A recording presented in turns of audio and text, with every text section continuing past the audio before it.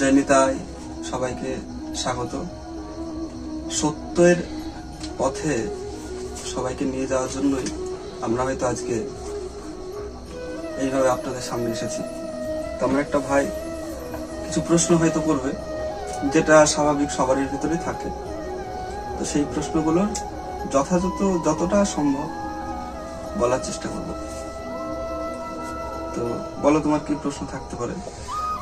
প্রথম প্রশ্ন আমার, ধর্ম জিনিসটা কি? মানে এই যে আমরা ধর্ম মানবো, যেমন কেউ মুসলমান ধর্ম মেনে চলছে, আমি যেমন হিন্দু শাস্ত্র অনুযায়ী হিন্দুর ধর্ম মেনে চলছি, আরো অনেক ধর্ম আছে আমাদের ভারতবর্ষে, সবাই সবার মতো ধর্ম পালন করছে। তো এখন বর্তমানে এই ধর্ম নিয়ে এখন অনেক রকমের কথাবার্তা, অনেক ধর্মের সমালোচনা হয়ে চলছে। তো অ্যাকচুয়াল ধর্ম বলতে কি, মানে ধর্ম বলতে আমরা কি বুঝবো, এই অ্যাকচুয়াল ধর্মটা কি? ধর্ম যদি দেখতে যাই আমরা, সাধারণত প্রত্যেকটা মনুষ্য জাতির নিজস্ব একটা ধর্ম আছে। কেউ যদি জুতো সেলাই করে তারও একটা ধর্ম আছে, কেউ যদি চুরি করে তারও একটা ধর্ম আছে।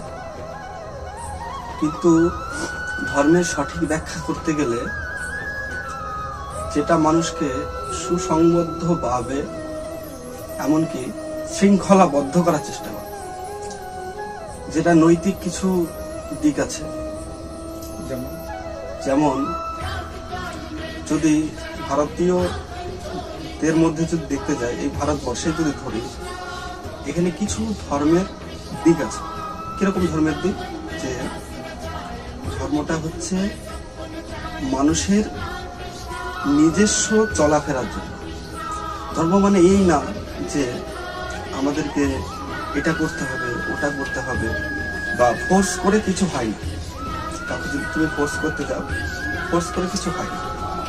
ধর্মের দিকটা যদি ধরতে যায়, ভারতীয় সংস্কৃতিতে আমাদের হিন্দু ধর্মে, এটা হিন্দু ধর্ম যদি ধরা, তাহলে হিন্দু ধর্মে কিছু কালচার আছে যেটা আমাদেরকে সংবদ্ধভাবে চলার চেষ্টা করে। আমরা কিভাবে এগোবো, কিভাবে সকালের জীবনযাত্রাটা শুরু করব, যেটাতে নিজে ভালো থাকা যায়, সেটাই ধর্ম। অ্যাকচুয়ালি যদি নিজে ভালো থাকার কথা যদি বলা যায়, যে উঠে সকাল 10টার সময় ঘুম থেকে উঠছি, উঠে ব্রাশ আদি বা যা কিছু করে এখনকার মানুষ, তো এই সবগুলো করে একদম সুন্দর খাবার দাবার এইগুলো যদি করা যায়, বা তাদের হচ্ছে মদ্যপান এটা ওটা থাকে তাদের লিস্টে, এবার সেটাও কিন্তু তাদের ধর্ম। কিন্তু যদি কেউ হিন্দু ধর্মে হোক, বৌদ্ধ ধর্মে হোক, খ্রিস্টান হোক, মুসলিম হোক, তাদের ভিতরে তাদের শাস্ত্র গ্রন্থে কিছু কিছু জিনিস যেটা জীবন ধারণের জন্য পর্যাপ্ত পরিমাণ, জীবন ধারণটাকে আমাকে সঠিকভাবে চালাতে হবে।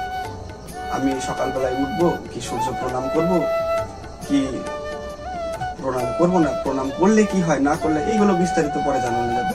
কিন্তু ধর্ম জিনিসটা একমাত্র নিজেকে জানার জন্য। তুমি কি আদৌ, তুমি কি? আমাদের চৈতন্য মহাপ্রভু এক জায়গায় বললো যে, কে তুমি, তুমি কে জানো তাপত্রয়, ইহা না জানিলে জীবের কইছে হিত। এইগুলো যদি না জানা যায় যে আমি কে, আমি কোথায় থেকে আসলাম, আমি কেনই বা এই, শুধু ধর্ম না, আমি এখানে কি করতে আসলাম, আমার তো একটা নিজস্ব চাওয়া আছে, নিজস্ব একটা চাওয়া পাওয়া, হ্যাঁ, সবকিছু আছে। এবার তার মধ্যে চলাফেরা করতে হবে, জানতে হবে। যদি কেউ কারো সান্নিধ্যে যাওয়ার চেষ্টা করে, সবারই সান্নিধ্য প্রয়োজন। ধর্ম যদি সঠিকভাবে জানতে হয়, কাউকে না কাউকে রেখে কারো আশ্রয় অবশ্যই নিতে হবে। আশ্রয় ব্যতীত কিছু হয় না। অতএব ধর্মের যেসব কালচার আছে সেইগুলোকে আগে জানতে হবে। এখানে যদি বলা যায় যে ঈশ্বরকে বা আল্লাহকে যদি বলা হয়, ঈশ্বর, আল্লাহ বলি বা ভগবান বলি, এইগুলো কিন্তু ধরতে গেলে মানুষ, কিছু কিছু মানুষ নিজেদের সুবিধার্থে তৈরি করেছে, নিজেদের সুবিধার্থে। প্রথমে একটা যদি বলি আমি, আমরা কিভাবে চলাফেরা করব, কিভাবে যাব, পথ এগোবো, এই জন্য কিছু জনগোষ্ঠী নিজেদের সুবিধার্থের জন্য কিছু কিছু জিনিসগুলো করার চেষ্টা করছে সে সময়। এবার আমাদের বেদেও বলা হয়েছে অনেক জায়গায় যে সে নিরাকার, তার কোনো আকার নেই। এমনকি তাদের মধ্যেও কোরআনে হয়তো শোনা যায় সেটাও নিরাকার, কোনো আকার নিরাকার। তাহলে ঈশ্বর যদি বলা হয় যে একটা সত্তা, একটা শক্তি যেটা আমাদের গোটা বিশ্ব ব্রহ্মাণ্ডকে সঞ্চালিত করছে, গোটা বিশ্ব ব্রহ্মাণ্ডকে চালানোর চেষ্টা করছে, মানে সে কিন্তু পরস্পর চলে আসছে। প্রকৃতি সত্তা যদি ধরা হয়, প্রকৃতি থেকেই ঈশ্বরের একটা শক্তি আছে, ওটাকে আমরা ঈশ্বর নাম দিয়েছি, কেউ আল্লাহ নাম দিয়েছে, কেউ ভগবান নাম দিয়েছে, যে যার সুবিধার্থে ওটা নামকরণ করা হয়েছে। তার অ্যাকচুয়াল যদি ধরা হয়, তোমাকে চলতে গেলে তো একটা খুঁটির প্রয়োজন হয় না। রামকৃষ্ণ একটা জায়গায় বললো যে তুমি খুঁটি ছাড়া যদি তুমি ঘুরতে যাও বন বন বন করে, খুঁটি ছাড়া হয়ে গেলেই তুমি পড়ে যাবে। অতএব একটা খুঁটি দরকার, ওই খুঁটিটাকেই ধরতে হবে আমার ঈশ্বর, ওটাই আল্লাহ, ওটাই ভগবান, ওটাই সবকিছু। আমরা এখানে কেউ জাতিভেদ ভাবে আলাদা কেউ না, আমাদের অনেকে অনেকভাবে বিভক্ত করার বহুবার চেষ্টা করছে, কিন্তু সত্য কিন্তু একটাই হয়। সত্য কি আলাদা হয়? সত্য কিন্তু আলাদা হয় না, সত্য একটাই। সত্যের পথে যদি চলবে সেই ঈশ্বরের পথে চলছে, সত্যের পথে যে চলবে সেই ভগবানের পথে চলছে, সত্যের পথে যে চলবে সেই আল্লাহর পথে চলছে। কিন্তু তাদের ভিতরে বা আল্লাহর যদি ওই দিকে দেখতে যায়, তার ভিতরে কিছু বিশৃঙ্খলামূলক জিনিসপত্র মানুষের সৃষ্টি করছে, এগুলো মানুষের সৃষ্টি, ওইগুলো কিন্তু তাদের সৃষ্টি না। ঈশ্বরের কোনো সময় সৃষ্টি এরকম হতে পারে না যে শৃঙ্খলার বাইরে চলাফেরা বা কাউকে আঘাত করা, কোনো জিনিসকে আঘাত করে নিজের জীবন ধারণাকে চালানোর জন্য কিছু তুমি আঘাত করছো নিজের জন্য, সেটা কিন্তু ঈশ্বরের। তুমি তোমার কর্মের জন্য তুমি কর্মের ফল পাচ্ছ।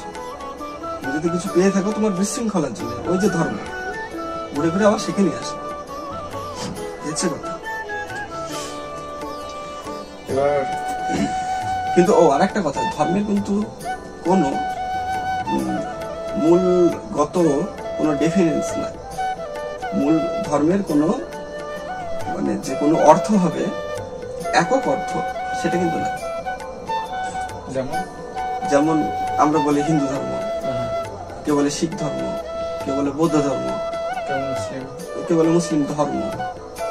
ধর্মটা কিন্তু যে একটাই তারই একটা তা না, ধর্মটা হচ্ছে তার কোনো মূল সংখ্যা বা নেই। এবার আমাদের মধ্যে অনেকে হয়তো অনেক মুসলমানরা কোনো প্রশ্ন করতে পারে আমাদেরকে, বা বিধর্মীরা অনেকেই প্রশ্ন করে যে তোমাদের ভিতরে মূর্তি পূজাটা কি জিনিস। এই কোশ্চেনটা আমি এখনই তুলে ধরতাম যে মূর্তি পূজাটা কি জিনিস, কেন করে। অনেক এখন বলতে গেলে অনেক মূর্খ বলা যায়, যে তারা বলে যে আমাদের হিন্দু শাস্ত্রে মূর্তি পূজা নেই। অসংখ্য বার ঋগ্বেদেও বলা আছে, গোপাল তাপনী উপনিষদে বলা আছে। যদি একটু বুদ্ধি থাকে তাহলে দেখা যায়, বুদ্ধি ব্যতিরিকে তারা দেখতে পারবে না, তাদের কৃপা লেশ নাই ভগবানের। ভগবান কৃষ্ণ বললো যে এক জায়গায় শ্রীকৃষ্ণ বলছে যে আমার কৃপা ব্যতীত আমার গ্রন্থ কারো মানে আমার কথা কারো বোঝার সামর্থ্য নেই। সে যত বড়ই ডিগ্রিদারি যা কিছুই হোক না, সারাদিন তুমি যদি গীতা পড়ো, ভাগবত পড়ো, বেদ পড়ো, সারাদিন পড়তে পারো, কিন্তু তার কৃপা ছাড়া বোঝা সম্ভব না। তাহলে সেক্ষেত্রে মূর্তি পূজার কথা অনেক জায়গায় বলা আছে। এবার মূর্তির ক্ষেত্রে আমাদের হিন্দুদের মধ্যে কিছু চলন ফেরন আছে, যেরকম যে পালবাড়ি থেকে তো তৈরি হয়, পালবাড়ি থেকে তৈরি হওয়ার পরে যখন মূর্তিগুলো যায় ভ্যানে করে, বা এখন টুকটুকিতে, আগে ভ্যানে ছিল, তো সঙ্গে সঙ্গে কিছু গ্রামের মহিলা বা ছেলেকে দেখবো যে জুতো খুলে সঙ্গে সঙ্গে প্রণাম করে। কিন্তু অ্যাকচুয়াল যদি ধরতে যায়, তাকে ওখানে প্রণাম করা যায় না, কারণ সে একটা মাটির পুত্তলিকা মাত্র, তার ভিতরে প্রাণ সৃষ্টি হয়নি, এখন সঞ্চার হয়নি। মূর্তিটা যাবে, আবার বলে যে লাস্টে তোমরা যখন জলে বিসর্জন দাও, তোমরা পা দাও, এটা দাও, ওটা দাও, এরকম কথা বলে। আরে পাগল, যদি মূর্তিটার ভিতরে প্রাণ নাই থাকে, তাকে ভেঙে ফেললেও সেক্ষেত্রে কোনো অপরাধ হচ্ছে না, কথার কথা বলছি। এবারে কোন হিন্দু তো সঠিক সেইভাবে চাইবে না যে পা দিতে, বা কারা দেয়? যারা অসুর প্রকৃতি। অসুর প্রবৃত্তি তারাই যারা হচ্ছে ওই মাকে বিসর্জন দেওয়ার সময় ওই আচ্ছাটাকে একবারে সুন্দরভাবে নিজে সেজে বুঝে মাকে বিসর্জন দিতে যায়, আবার মদ্যপানে একদম ভরপুর। তো তারা তো নিজেই অসুর প্রকৃতি, তারা তো দেবীদেরকে গায়ে পা দিবে। আমাদের হিন্দুদের মধ্যে অনেকে দিবে না, যাদের সঠিক বুদ্ধি বিবেচনা আছে তারা দিতে পারবে না। কিন্তু সেক্ষেত্রে তার ভিতরে তো প্রাণই থাকলো না। সেটা প্রাণটা তো যখন কেউ বিগ্রহ মূর্তির ভিতরে প্রাণ প্রতিষ্ঠা করলো, তারপরে ঘরটা নড়িয়ে দেয়, এসব বৈদিক শাস্ত্রে কিছু নিয়ম আছে, তো সেইগুলো তখন আর থাকে না, তখন প্রাণটা চলে যায়। আর মূর্তি পূজার কথা যদি বলতে চান, এর পরের যে ভিডিওটা হবে, বা যদি করতে ভগবান অতদিন রাখে, তাহলে সেক্ষেত্রে অনেক রেফারেন্স বা এই ভিডিওর নিচেই হয়তো লিঙ্কে দিয়ে দেওয়া হবে, বেদের কোথায় কোথায় আছে, উপনিষদের কোথায় কোথায় আছে, বা অন্যান্য জায়গায় কোথায় কোথায় আছে, সেটা দেখা দেওয়া যাবে। সে আমি ডেসক্রিপশন বক্সে আমি লিংক দিয়ে দেবো, সমস্যা নেই। আচ্ছা, আর কিছু প্রশ্ন আছে? অ্যাকচুয়াল সনাতন ধর্মটা, সনাতন জিনিসটা কি? এক কথা, এটা আদি বা অনন্ত বলছে, এটা সনাতন অর্থ। এটা যদি মানে বিস্তারিত ভাবে যদি তুমি বুঝিয়ে বলতে। সনাতন ধর্মটা হচ্ছে, এটা তো ধর্ম না। সনাতন কথাটার অর্থই হচ্ছে শাশ্বত, এটা সবাই বলে। আজ আমি নতুন বলছি এটা না, সবারই মুখ থেকে শুনেছি সনাতন শাশ্বত, অব্যয়, বা সত্য, সত্যের পথে সনাতন, সনাতনই সত্য, এই যে কথাটা বলে। এবার তুমি একটু যদি বিচার করে দেখো, তাহলে সনাতন, সনাতন যেটা নতুন বা নিত্য, যদি কোনো আনন্দের দিকে দেখতে যায়, পূর্ণ আনন্দের ভিতরে দেখা যাবে কি, তুমি যখনই পাও একই আনন্দ, তখনই কিন্তু এটা নতুন লাগে। তার মানে এই না, নতুন বলতে গেলে এখানে এটা না যে যেটা সৃষ্টি হলো না, সেটা শাশ্বত, সেটা চিরন্তন, সেটা ছিল, আছে, থাকবে, সেটা প্রলয়ের শেষেও থাকবে, হয়তো আবার সেটা। সনাতন মানেই সত্য, সত্যের পথে যে চলাচল করে সেই সনাতন। সনাতন বলে যে আলাদা যে ব্যাপার আছে তা না, এই বিশ্ব ব্রহ্মাণ্ডে যেটা সত্য সেটাই সনাতন।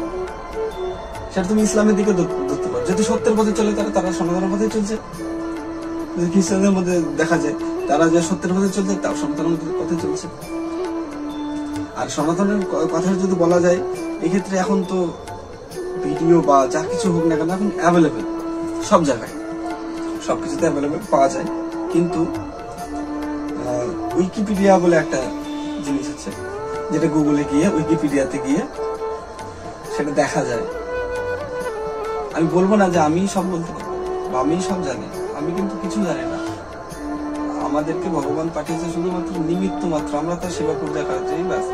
কিন্তু সেবা পুজো কাজ সেটা আলাদা জিনিস, সেটা একটা কিন্তু সনাতনের একটা দিক, বৈদিক শাস্ত্র অনুযায়ী, যেটা যাগ, যজ্ঞ, পূজা, অর্চনা, এগুলো কিন্তু সনাতনের একটা দিক। আবার যদি ধরো ধ্যান, তারপরে হচ্ছে ওই ভিতরে যে প্রাণায়াম করে যারা, জম, নিয়ম, আসন, এগুলো সনাতনের একটা দিক। পাতঞ্জল যোগসূত্রে যদি দেখা যায়, সেটাও একটা সনাতনের দিক। সনাতন শাস্ত্র যে কতগুলো আছে তার কিন্তু ঠিক নাই এখন পর্যন্ত। সনাতন মানে আমি এই ছোট্ট মস্তিষ্কে আমি কি বুঝবো, আমার বোঝার কি ক্ষমতা নেই। সনাতনটা শুধুমাত্র নাম জপের দ্বারা কেউ যদি তার সাথে সান্নিধ্য স্থাপন করতে পারে, সে হয়তো কিছু বুঝতে পারবে সনাতনটা কি। সনাতন মানে এটা বুঝলে হবে না যে সারাদিন আমি পুজো আর্চনা এটা নিয়ে থাকবো। আমরা গৃহী মানুষ, আমরা সংসারী জীব, আমাদের দ্বারা যতটা বোঝানো সম্ভব সেগুলো বলবো আমরা। যেমন আমাকে অনেকে কোশ্চেন করে যে তোমাদের ধর্মে তো 33 কোটি দেবতা, তো 33 কোটি দেবতা কে কে কি বৃত্তান্ত, ডেফিনেশনটা অনেকে বলে, অনেক বিধর্মীরা এই কথাটা বলে, 33 কোটি। কোটি কথাটার অর্থটা কোটি কি কারোর বলছে? ওরা কারোর হিসেবেই ধরে, কিন্তু এটা কারোর না তো। 33 কোটি মানে 33 প্রকারের। এবার দেখো 33 প্রকার যদি বলি, তাহলে ভগবান শিবের কিন্তু যত সম্ভব 24টি হয়তো আছে, অবতার আছে, তাই তো। যদি আমি মা কালীর দেখি বা মা দুর্গা, এই একই জিনিস 108টা, কিন্তু এটা ভাবলে হবে না যে 108টাই সে কিন্তু 108টাই, তার ভিতরে শক্তি সঞ্চার একটা, কিন্তু সে আদৌ তো একটা আদ্যা শক্তি মহামায়া, তাই তো। এদিকে যদি রুদ্র ধরে, তাহলে রুদ্র সে একটা ভগবান শিব, আর কেউ নয়। তারপরে হচ্ছে অশ্বিনী কুমার, এদেরকে যদি ধরি, মনুদের যদি বংশ পরম্পরা দেখছে, মনু, ইক্ষাকু, বৈবস্বত মুনি, মুনিদের বংশ, ওইগুলো আলাদা, ওইগুলো দেবদেবীর, ওইগুলো কিন্তু ঋষিদের পর্যায়ে চলে গেল। 33 প্রকারের বলা হয়েছে তার ভিতরে, যে 33 প্রকারের আমাদের সনাতন শাস্ত্রে আছে।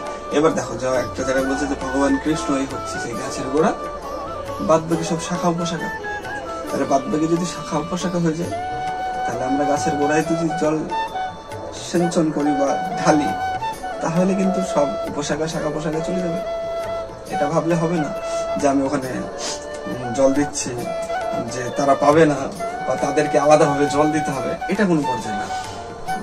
হ্যাঁ, তার মানে এটা ভাবলে হবে না। আমাদের হিন্দু শাস্ত্রে বহু বৈষ্ণব আমি দেখেছি এরকম এই ছোট্ট জীবনে, যে তারা এটা ভেবে থাকে যে শিব ঠাকুর বা কালী ঠাকুর বা তাদেরকে যদি জল দেওয়া হয় বা তাদের পূজা, তাদেরকে যদি ভক্তি করা হয়, তাদের সম্মান কমে যায়। অবশ্যই না, হর আর হরি অভেদ তত্ত্ব, এটা বুঝতে হবে। তুমি একজনকে সম্মান, তুমি যদি ধরি যে তোমার বাবার একটা ফ্যামিলিতে 5টা মানুষ কি 4টা মানুষ, তাহলে তোমার সন্তানকে কেউ যদি আঘাত করে, তাহলে তোমার পিতা বা সেই বাড়ির পিতা দুঃখিত হবে কিনা? তারপরে সন্তুষ্ট হবে না রুষ্ট হবে? রুষ্ট হবে। তাহলে আমি যদি শুধুমাত্র আমার ভগবান কৃষ্ণকে জগৎ মানে তাকে যদি সবকিছু ধরে নিই, সেই তো আমার সবকিছু। এবার তারই সংসারে এরা সব আছে, এদেরকে যদি আমি অপমান করি, তাহলে কষ্ট তো তারও হবে। সে যতই বলি যে সে হচ্ছে তার মায়া নেই, ভগবান কৃষ্ণের মায়া নেই, সে মায়াতীত, বা মায়াকেই সৃষ্টি করেছে, সবকিছুর মূলে সেই, কিন্তু তাও তো তার একটা, সে তো দেখছে যে মহাপ্রভু যে বললো তৃণোদয় শুনেছেন তরণের বসবাসনা অমাননা মানা দেন কীর্তন দিয়ে সদা, যে অপরকে মান দিতে পারে না, যার কোনো মান নেই তাকেও তো মান দিতে বলেছে। তাহলে যার কোনো মান নেই, তারা তো দেবতা, তাদেরকে তো অবশ্যই সম্মান করতে হবে। এটা ভাবলে হবে না যে তারা আলাদা কিছু, তারা একই জায়গায় আসবে। প্রলয় শেষে যদি দেখতে যায়, তাহলে বিরাট পুরুষ ভগবান কৃষ্ণ, সে যদি একটাই হয়, তার ভিতরে সব সঞ্চার হচ্ছে, তার ভিতরে সবকিছু ঢুকবে। তাহলে একটা অংশ যদি আমি কেটে বাইরে ফেলে দিই, তাহলে সে কি অপূর্ণ হয়ে থেকে যাচ্ছে না? তাহলে তো সে অপূর্ণ থেকে যাচ্ছে। একটা যদি কেটে বাদ দিই, আমাকে নিয়েই কিন্তু সে, এমনকি প্রত্যেকটা বিশ্ব ব্রহ্মাণ্ডের প্রত্যেকটা জীব, প্রত্যেকটা মানুষকে, প্রত্যেকটা স্থাবর অস্থাবর জঙ্গম যা কিছু না, সবকিছুই কিন্তু তাতেই মিশ্রিত হচ্ছে। কাউকে বাদ দিয়ে কিন্তু সে না, তাকে বাদ দিয়ে কিন্তু আমি না। ভালোটা নিয়েও নি, খারাপটা নিয়েও নি। কিন্তু এবার আমাকে যে পূর্ণ সত্তা দিয়ে পাঠিয়েছে সে, আমি তো আর পূর্ণ নেই এখন। অনেক হয়তো অস্বীকার করে না, কিন্তু আমার এখানে অস্বীকার করার কিছু, যেটা সত্য সেটা সত্য। যদি সত্য সনাতন হয়, তার পথে চলতে গেলে তাকে সত্য বলতে হবে। অনেক বৈষ্ণবরা অনেক ক্ষেত্রে অনেক জায়গায় বলে যে এই কথাটা একদমই বাইরে ফেলে দেয়, যে সত্য বলতে হবে, প্রথম কথা যে সত্য বলতে হবে, এটাই বলে না, তাই না? সত্য পরম, সত্যই সত্যই তপস্যা, সত্যই ধন, সত্যই অর্থ, সবকিছুই সেই সত্য। তাকে যদি দেখা যায় সত্য বলতে গেলে সবকিছুই সত্য। তাহলে এই ক্ষেত্রে তাকে আগে জানতে হবে সে কে, আমি কি, আমি কোথায় থেকে আসলাম, আমি কেন এসেছি, এই যে সংসারের এই মোহ মায়া এইগুলো থেকে আমি কেন আলাদা থাকতে পারছি না, আমি কিভাবে সেটার বাইরে যাওয়ার চেষ্টা করব, সেটা আশ্রয় নিয়ে ভজে তারই কৃষ্ণ নাহিতেছে আর সব মরে করা। আশ্রয় নিয়ে যদি তাকে ভজনা করা যায় তবে অবশ্যই সে দেখা দেবে, দেবে না অবশ্যই দেবে। তার জন্যই আমরা আছি, আমার জন্যই সে আছে। আমি যদি 1 পা আগাই সে 10 পা আগানোর জন্য রেডি হয়ে গেছে, শুধু আমাকে আগাতে হবে। এমনকি যদি আমি বলি, অনেক জায়গায় পাঠের আসলে আমরা বলে থাকি যে গোটা বিশ্ব ব্রহ্মাণ্ড যদি জগৎময় হয়, গোটা বিশ্ব ব্রহ্মাণ্ড যদি ভগবান কৃষ্ণময় হয়, তাহলে সর্বত্র কৃষ্ণ বিরাজ করছে। শুধুমাত্র আমার দেখার চোখ নেই, আমার এই চর্মচক্ষুর দ্বারা আমি তাকে দেখতে পাচ্ছি না, তাকে দেখতে পাওয়ার চেষ্টা করছি না, তাকে উপলব্ধি করতে পারছি না। ধর্ম মানেই তো উপলব্ধি আবার। তাহলে উপলব্ধি যদি না হয়, বিবেকানন্দকে ভগবান, আমি হয়তো বিবেকানন্দের কথা বলি, আমাদের হয়তো অনেক গৌড়িয়া মঠ বা স্কন এসব ক্ষেত্রে এরা বলতে পারে যে বিবেকানন্দের কথা বলছো বা রামকৃষ্ণের কথা বলছো। যারা মহাত্মা তাদেরকে সম্মান অবশ্যই দিতে হবে। আমি আগে বললাম ওই জন্য যে কাউকে বাদ দিয়ে কিন্তু আমি না, বা কাউকে বাদ দিয়ে কিন্তু সে নয়। তারা বড় বড় মহাত্মা, তাদেরকে বাদ দিয়ে কিন্তু কিছু হয় না। এবার হয়তো শাস্ত্র বলছে যাদের অনেক দেখা আছে তাদের হয়তো ওটাই ভালো লাগে, বেশি কিছু বলার তো ঠিক না তাদের পক্ষে বা বিপক্ষে বলাটা ঠিকও না। সেক্ষেত্রে আমাদেরকে দেখতে হবে, জানতে হবে, বুঝতে হবে যে আমি কোথায় আছি। আর কিছু বলবেন?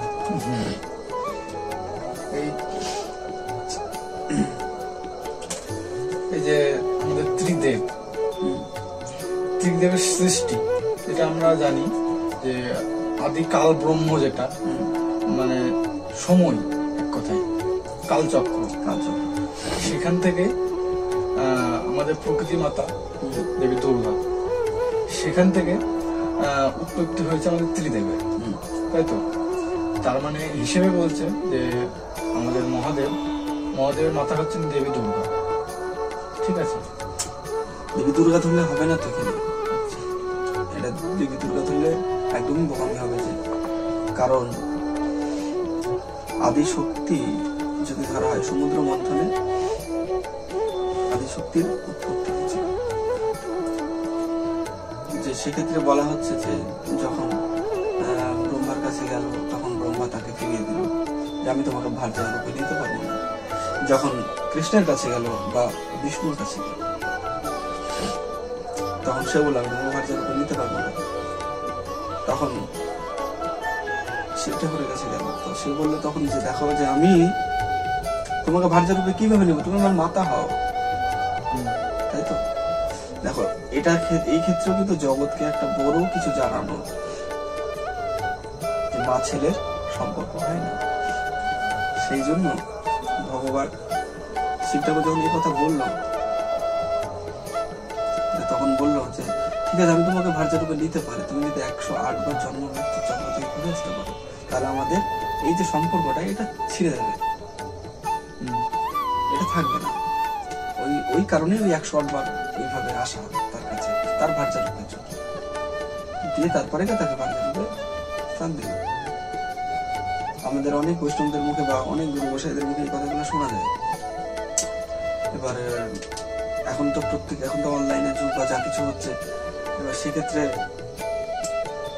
তারা হয়তো রেফারেন্স চাইবে, রেফারেন্স ছাড়া কিছু কথা বলাটা ঠিকও নয়। আজকে আমাদের এটা প্রথম ভিডিও, তাই হয়তো আমি যতটা সংক্ষেপে পারলাম বলার চেষ্টা করলাম। আগামী দিন রেফারেন্স সহ কথাবার্তা বলবো বা দিয়ে দেবো, কারণ এখন অনেক ইউটিউবার বা অনেক কিছু দেখছি আমি যে তারা হয়তো রেফারেন্স বাদেই কথাবার্তা বলছে। এবার সেক্ষেত্রে অনেক বিধর্মীরা অনেক রকম কথাবার্তা বলছে। অনেক বিধর্মীরা এই যে কিছুদিন আগে একটা পুষ্পা নাকি একটা মেয়ে একটা ছিল, হিন্দু ধর্ম সম্বন্ধে কিছু কিছু কথাবার্তা বলছিল। সেক্ষেত্রে একটা বিধর্মী তাকে মানে রেফারেন্স দিয়ে অনেক কিছু বলার চেষ্টা করলো, অনেক কিছু শিবলিঙ্গতে জল ঢালা, হাত দেন, এটা ওটা বিষয় নিয়ে বলছিল। তো যাই হোক, সে কথা বলা যাবে না, কারণ আমি তো একক, আমি তো এক। আমি যদি এক হয়ে থাকি তাহলে আমার জীবনকে যত সংকীর্ণ করতে পারবো ততটাই সুবিধা। কারো কথা না বলাই ঠিক, কারো ভিতরে না যাওয়াই ঠিক, কারণ তারা তাদের মতন কথাবার্তা বলছে, তাদের হয়তো ওটাই ভালো লাগছে। প্রত্যেকটা মানুষের ওই যে ধর্ম, তাদের ওইটা ধর্ম, তারা তাদের ধর্ম দিক থেকে কথা বলছে। তারা হিন্দু ধর্মকে ভালোবেসেছে, ভালোবাসার জন্য কথা বলছে। আর এক্ষেত্রে যদি বিষ্ণুর কথা বলা, যে ব্রহ্মা বিষ্ণু মহেশ্বর, সৃষ্টি স্থিতি লয়, তাত্ত্বিক বিষয় যেতে হবে, তত্ত্ব জানতে হবে, তথ্য নয়। সেইভাবে তথ্য জানতে হবে না, আগে তত্ত্বটা জানতে হবে। ব্রহ্মা বিষ্ণু মহেশ্বর, এটা হচ্ছে তত্ত্ব। সৃষ্টি স্থিতি, অর্থাৎ স্থিতি বলতে গেলে তোমাকে এক জায়গায় মানে স্থির থাকতে হবে। তুমি যেটাতে স্থিতি ধরে আছো, একটা জিনিসের নিষ্ঠা, এই যে আমি স্থিতি হয়ে আছি, নিষ্ঠা, হ্যাঁ একদম নিষ্ঠা সহকারে আমি স্থিতিকে ধরে আছি। স্থিতি পালন, যদি হ্যাঁ ওই তো পালন কর্তা। স্থির জলে নিজের আয়নার মতন নিজের মুখটা দেখা যায়, অস্থির জলে দেখা যায় কি?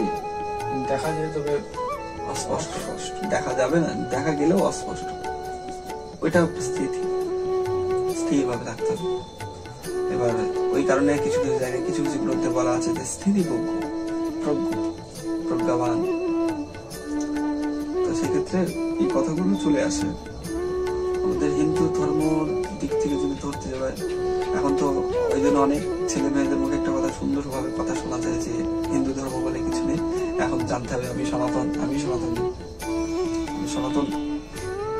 এটাই বলা উচিত, যেহেতু তারা অনেক জায়গায় বলছে যে হিন্দু বলে কোনো ধর্ম নেই, হিন্দুতে এগুলো বলবো আস্তে আস্তে, এসেছে যখন অবশ্যই বলবো, বলার জন্য এসেছে। কারণ আমি একটা জিনিস জানি যে প্রেমের উপরে কোনো ধর্ম হতে পারে না, প্রেমের থেকে বড় কোনো ধর্ম হতে পারে না, না আছে না থাকবে। যেখানে প্রেম নেই সেখানে ভগবান নেই, আল্লাহ নেই, ঈশ্বর নেই, গড নেই, যা কিছু নেই। প্রেমটাই সর্বশ্রেষ্ঠ। আমি যতটা শুনেছি মুসলমান ধর্মে প্রেমের কোনো স্থান নেই। না, এটা ভুল। প্রেমের কোনো স্থান না, তাদেরও স্থান আছে। নবী মোহাম্মদের সাথে, নবী মোহাম্মদ যেটা বলছেন, তো তার সাথে আল্লাহর যে একটা কানেকশন, তাকে ছাড়া চলতে পারেন। তার উপর দিয়ে সব ওহী নাজিল হলো, তাকে দিয়ে জিবরাইল এসে সবকিছু দেখিয়ে দিল। যদি ধরে যায় ওদের ভিতরে, যদি একটু ঢুকতে যাই আমরা, তাদের ভিতরে প্রেমের সঞ্চার অবশ্যই আছে। প্রেম ছাড়া যদি আমি বলি হাসান, মানে তার যে সন্তান হবে যা কিছু, সেক্ষেত্রে তৈরি করলো সে, তারা কোথায় থেকে আসলো? প্রেম না থাকলে যেটা প্রেমের স্থান অবশ্যই আছে, কিন্তু বিবাহের পূর্বে, কিন্তু বিবাহের পূর্বে প্রেমের স্থান তাদের ভিতরে নেই।